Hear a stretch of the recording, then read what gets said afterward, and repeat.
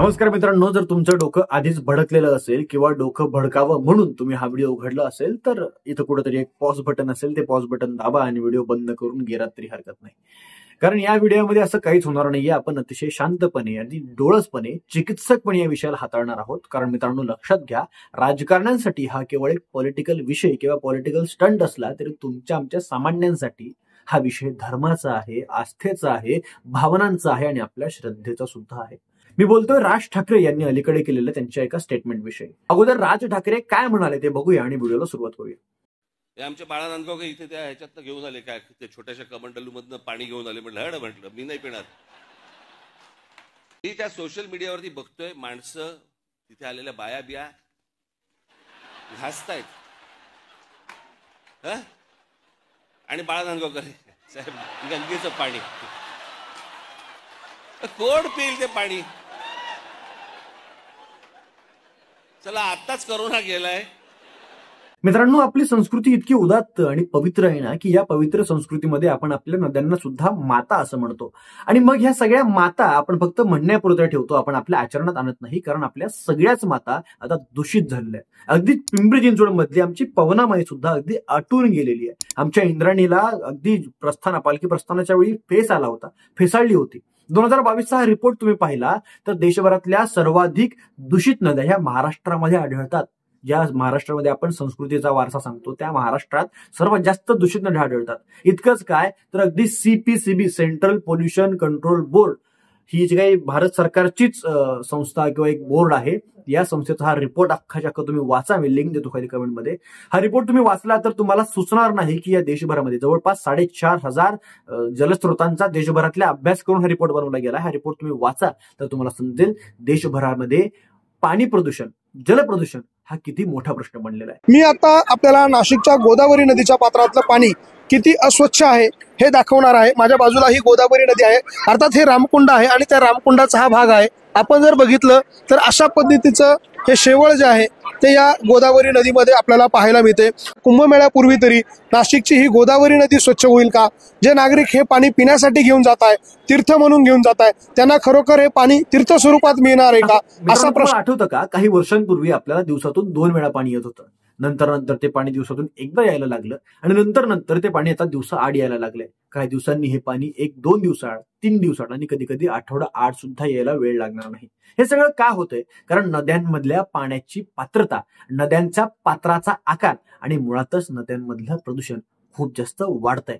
तुमच्या आमच्या जगण्याचं आधार म्हणजे पाणी आहे. असं म्हणतात की पुढचं महायुद्ध कशावरती होईल तर ते पाण्यासाठी होऊ शकतं. हे इतकं महत्वाचं पाणी आहे आणि म्हणून जलप्रदूषण हा मुळात भारतातला एक प्रचंड मोठा प्रश्न आहे. हे आपण मान्य केलं पाहिजे. पण जलप्रदूषण महाराष्ट्रातला किंवा देशातला मोठा प्रश्न आहेच. ज्या गंगेला आपण माता म्हणतो आहोत ती माता जर अशी दूषित राहणार असेल तर या श्रद्धेला काय अर्थ आहे? मला असं वाटतं की राज ठाकरेंच्या त्या बोलण्याचा एकंदर अर्थ असा होता. पण जर हड मी असलं पाणी नाही पिणार, मी काय असलं पाणी मला नको हे पाणी, हड पाणी घेऊन आले म्हटलं मी नाही पिणार. पाणी घेऊन आले म्हटलं मी नाही पिणार. हे जे काय हाडतूड करत बोलणं आहे याच्यावरून जर आपण ऑफेंड होणार असू तर फाईन, तर ठीक आहे. कारण गंगा ही अतिशय पवित्र आहे आपल्यासाठी आणि ती म्हणजे असं म्हणतात ना की गंगा ही आपली आई आहे आणि आपल्या गंगेविषयी असं कोणी हाडतूड करून बोलणार असेल तर आपल्याला निश्चित रागच आला पाहिजे. पण मित्रांनो, लक्षात घ्या, जो माणूस कधीच एखाद्या धर्माला कधीच चांगलं म्हणत नाही आणि रोज नावं ठेवतो, तो माणूस जर गंगेविषयी हाडतूड करत असेल तर याचा अर्थ असा आहे की त्या माणसाच्या मनात गंगा नदीविषयी किंवा धर्माविषयी किंवा या सगळ्या संस्कृतीविषयी एक चीड आहे. पण राज ठाकरेंसारखा माणूस जेव्हा हड वगैरे अशा गोष्टी बोलतो तेव्हा बोलण्याच्या ओघात बोलून गेलेल्या गोष्टी असल्या तरी त्यामागचा मूळ अर्थ असा असतो की या सगळ्यांमधून दूषित होण्याची गंगा माता मात्र मरती आहे. मित्रांनो, या महाकुंभमेळ्यामध्ये जवळपास 40-50-60 कोटी काहीतरी भाविक त्या ठिकाणी स्नान करून आले आहेत. आता या 60 कोटी भाविकांनी प्रत्येकी जर असं ठरवलं असतं की मी गंगा नदी साफ करण्यासाठी एक पाऊल उचलेल तर ही गंगा नदी कधीच साफ झाली असती. हिंदू धर्म हा कायम जगाला काहीतरी शिकवणारा आहे. हिंदू धर्म हा सहिष्णुता, सहनशीलता आणि कायम त्याग शिकवणारा धर्म आहे.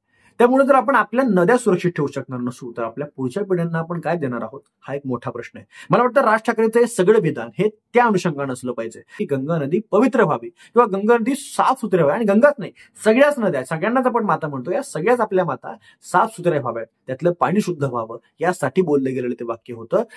जर त्यांच्या बोलण्याच्या त्या पद्धतीला, त्या स्टाईलवरून जर आपण ऑफेंड होणार असू तर हरकत नाही. म्हणजे प्रत्येकाला तो अधिकार आहे, आपण बोललंही पाहिजे. कदाचित राज ठाकरेंनाही ते बोलण्याच्या ओघात समजलं नसावं, पण एखाद्याला राग येऊ शकतो की हडतूड करून आपण आपल्या नदीला जर कोणी बोललं तर हरकत नाही. पण लक्षात घ्या, पॉलिटिकल लोक तुम्हाला अशा गोष्टी सांगून भडकवणार आहेत.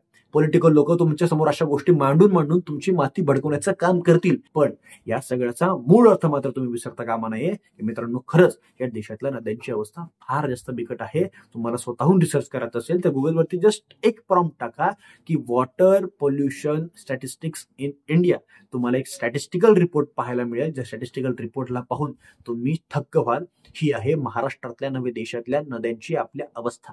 व्हिडिओच्या शेवटी एक गोष्ट कन्क्लूड करतो की मी जे काही बोललो ते माझं स्वतःचं अतिशय विचार केल्यानंतरचं मत होतं. कारण काय आहे की हल्ली पॉलिटिकल गोष्टींवरती आपलं मत दिलं की लोक तुम्हाला लगेच लेबल लावायला सुरुवात करतात. मला वाटतं चांगल्याला चांगलं आणि वाईटाला वाईट म्हणण्याची ताकद किंवा हिंमत जर आपल्यामध्ये आली, तो ऍक्सेप्टन्स आपण जर मिळवला तर मला वाटतं अनेक गोष्टी सोप्या आणि सुलभ व्हायला लागतील. उगाच एखाद्या पॉलिटिशियनच्या वक्तव्यावरून किंवा अमुक लोक जे तुम्हाला भडकवतायत त्यांच्या भडकवण्यावरून भडकायचं आणि मूळ मुद्द्याला बगल द्यायची आणि भलत्याच गोष्टीवरती लक्ष केंद्रित करायचं, हा इथं चालला या महाराष्ट्रामध्ये चालणारा हा जुना प्रकार आहे तुमचं लक्ष विचलित करण्याचा. त्यामुळे अशा गोष्टीवरून विचलित होऊ नका. हरिओम पवारांची फार सुंदर कविता आहे. ते म्हणतात की मैं वाणी का राजदूत हूं, सच पर चलने वाला हूं, डाकू को डाकू कहने की हिम्मत रखने वाला हूं. अशी हिंमत आपल्यामध्ये यायला हवी. चांगल्याला चांगलं म्हणता यायला हवं, वाईटाला वाईट म्हणता यायला हवं. अशाच विषयांवरती बेधडक निडरपणे व्हिडिओ आपल्या चॅनलवरती येत असतात. असे व्हिडिओ तुम्हाला बघायला आवडत असतील चॅनलला सबस्क्राईब करायला विसरू नका. व्हिडिओला लाईक करा. हा व्हिडिओ जास्तीत जास्त लोकांपर्यंत शेअर करा. कमेंटमध्ये तुम्हाला काय वाटतं ते मला सांगा. भेटू पुढच्या व्हिडिओमध्ये. जय हिंद.